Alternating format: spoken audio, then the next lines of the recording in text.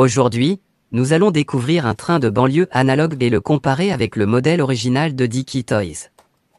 L'une des différences les plus marquantes, c'est que le train analogue a des roues beaucoup plus grandes, un peu comme celles d'une voiture. Mais si on regarde de plus près, le motif sur les roues rappelle quand même celui des roues ferroviaires. Le modèle original, lui, possède un bogie bien défini, qui ressemble clairement à celui d'un vrai train. À cause de la taille des roues, le train analogue est également plus haut que le modèle original. Côté design général, le train analogue n'a pas vraiment de phares, ils sont vaguement dessinés, mais à peine visibles. Le modèle original, lui, a des phares bien visibles. Autre différence, l'essuie-glace du modèle analogue est fixé en bas du pare-brise, tandis que sur l'original, il est en haut. Le train analogue possède des attelages factices, donc on ne peut pas relier deux trains ensemble.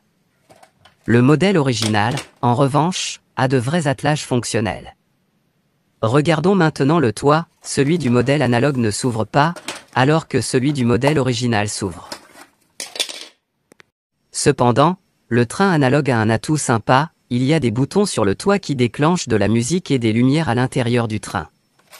Autre différence, les portes du train analogue s'ouvrent vers l'intérieur, alors que celles de l'original s'ouvrent vers l'extérieur. Un grand avantage des modèles analogues, ils existent en plusieurs couleurs, alors que l'original est généralement seulement rouge. Par exemple, mon train bleu était à l'origine d'une autre couleur, je l'ai peint moi-même. Bien sûr, tous les trains analogues ne sont pas exactement comme celui que vous voyez à l'écran, certains sont légèrement modifiés, mais tous restent assez proches du style de l'original. Enfin, une particularité importante, le train analogue est à friction et il peut avancer tout seul après qu'on l'a poussé.